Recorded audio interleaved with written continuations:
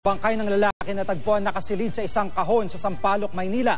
Sa kuha ng CCTV, nakita na ilang lalaki nagtapon doon ng naturang kahon kaninang madaling araw. Si Jay Sabale naka-alerto, 24.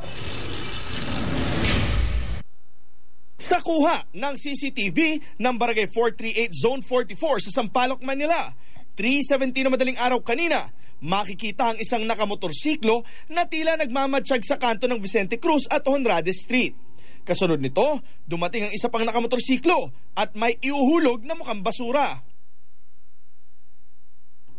Nagsunura ng iba pang nakamotor. Ang ikaapat niyang dumating, tumingin pa sa CCTV. Matapos ang 10 minuto, may lalaking nakapansin sa kahon. Kanya itong igigilid.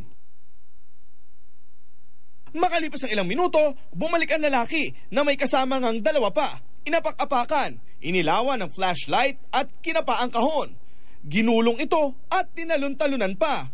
Nang buksan nila ang kahon, nagulat ang tatlo at dali-daling umalis. In-inspect din nila at nung mapansin nila, pin-last light, nakita siguro yung paa kasi yung paa lang po yung lumabas na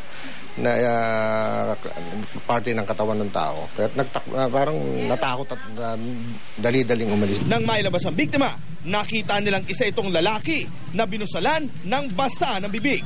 Nakabalot ng packaging tape ang ulo, maging ang kamay at paa. May tama sa dibdib, mayroon sa likod. Sabi ng pulis, walang anumang ID para makilala ang biktima ng summary execution, maliban na lang sa mga tattoo sa katawan. Ito may tattoo na Joy dito sa kaliwang bahagi ng kanyang dibdib at saka agila na tattoo sa kanyang likod. Ito ay maputi na payat. Medyo maiksi lang yung buhok. Sakaling may nakakakilala raw sa biktima, agad lamang makipag-ugnayan sa homicide section ng Manila Police District. Ang labi ay kasalukuyang nasa Archangel Funeral Homes sa Sampaloc, Manila. Jay Sabale, naka-alerto, 24.